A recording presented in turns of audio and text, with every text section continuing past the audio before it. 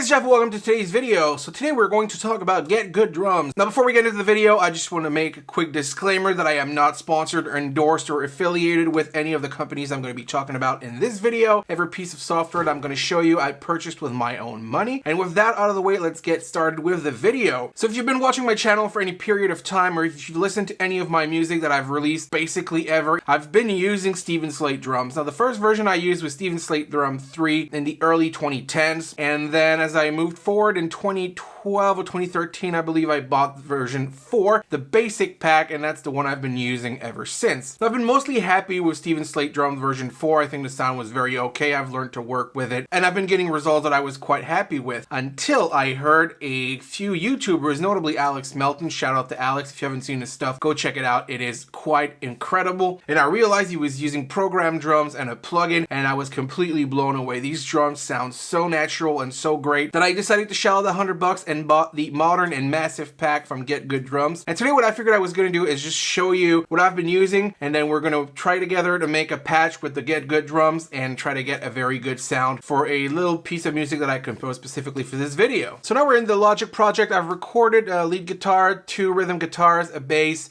and this little piece of drum here. I recorded this using my Alesis Nitro Mesh, and which I then quantized. Usually I would then go in and humanize it a little bit, but for the purposes of this video, I'm just gonna leave it at that. Maybe just to give you a taste of what that sounds like, I'm gonna play the drums on its own.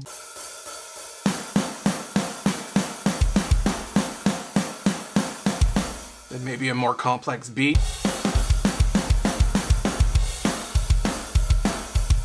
So that's kind of what Steven Slate Drums version 4 in the basic pack sounds like. So I don't think you'll be surprised by any of this. It sounds very much like any piece of music that's been on my channel until now. So what I figured we'd do today is take this performance, bring it into GetGoodDrums, and start working on a patch to see just how good we can make the massive and modern plugin sound like, and see how it performs in this very specific pop punk song. So if I take out the drums, for instance, you'll see it's fairly basic.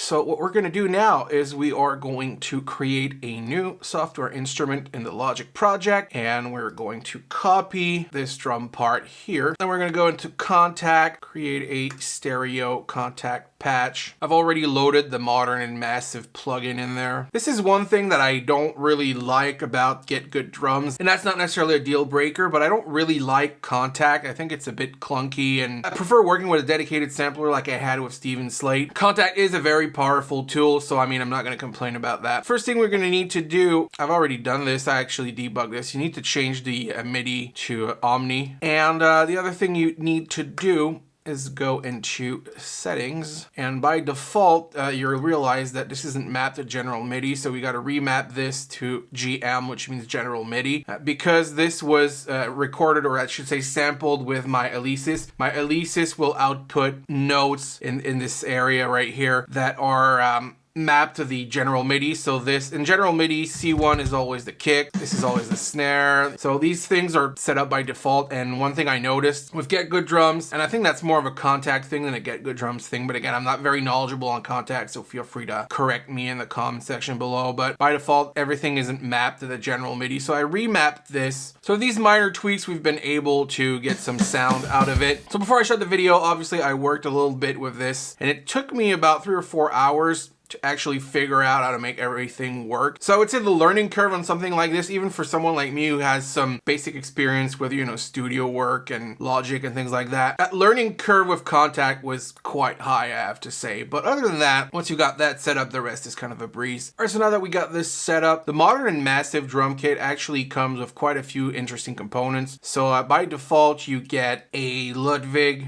snare with a Meinl hi-hat, Meinl crash, a Q drum rack tom, 2 floors, Q drum and Q drum, some Meinl. They offer some presets, so you got like the big mono, just kind of more garage soundy. You got the Default kit, sort of pre-mixed with this 100% turbo thing. Default kit more raw that you can sounds more like what you would get out of microphones from a real drum, I think, and then you can work from there. Got your dry and natural. The in your face. Figure this would be more like new metal. The Lead Samurai. It's way too much reverb in my opinion. And the one that I was really interested in is the Pop Punker's Dream. This sounds exactly like Travis Barker's drum from like the MGK stuff and the last two Blink records. What's also cool about this is that if you look at every component, you can actually mix the various microphones. You know, you got the kick front, kick sub, the two overheads, and the three room microphones. Modify the sound as you wish. If I wanted to bring in a lot of bleed from the room microphones, I could, in the mix, take out a bit of the overheads and make the drum itself a little... makes the kick more roomy. I think this sounds quite good by default. The snare is maybe a little too loud for my taste. So I've added a bit of room, bit of overhead, turned down a little bit of the actual microphones for the snares. The toms are fine, cymbals are fine. So just like that, with minimal adjustments, we now have this.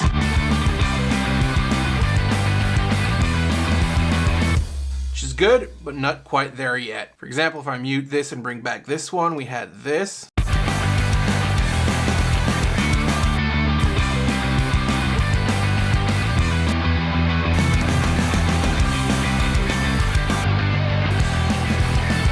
So obviously this isn't quite as loud, but we're not done with the processing yet. This sounds a whole lot rounder and softer. I really dig that sound. So what we're gonna do next is we're gonna go back into soloing this. Now we're gonna add a compressor. There are many ways you can go about this. I could have routed all of these individual components into their own channel and create sort of an individual patch for every component. In my case, I'm gonna take it as a whole.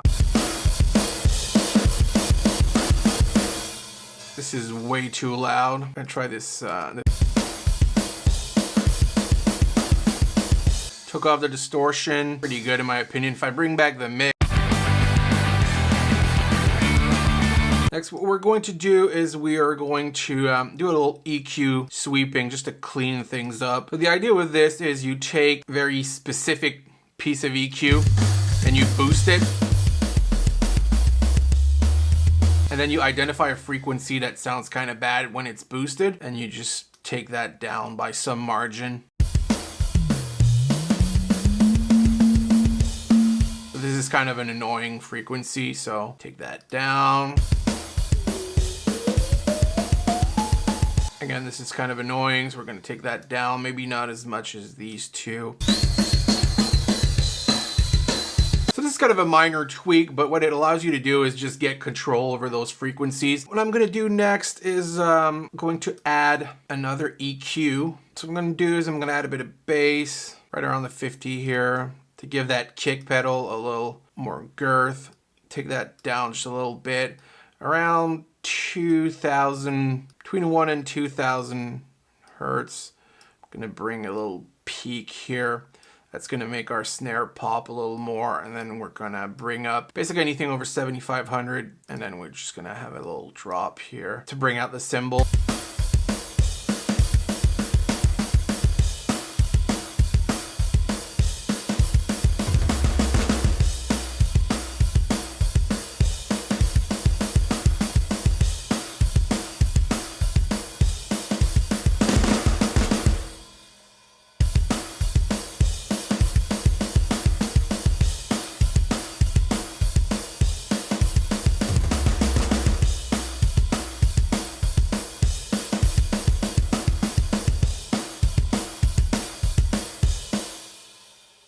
So that's just a little EQing there. You can really do that to taste. If we bring that back into the mix now.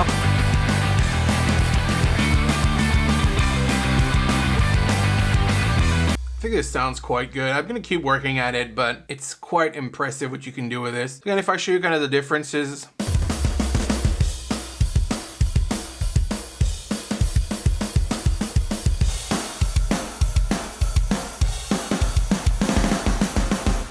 sounds much harsher.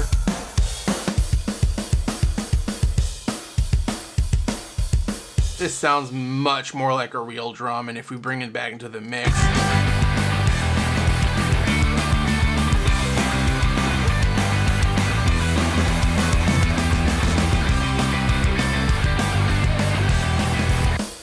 obviously, I've just started tinkering with them, so I'm going to get better as time goes on. But for now, I think it's really a good show of how quite easy they are to work with and how they allow you to get some pretty freaking amazing pop punk sounds for just about $100. I'm looking forward to doing more mixes with this and getting them to sound as best as they can. So anyways, guys, that's been it for me. I hope you found the video interesting, and I will see you Sunday for my next music video. All right, peace.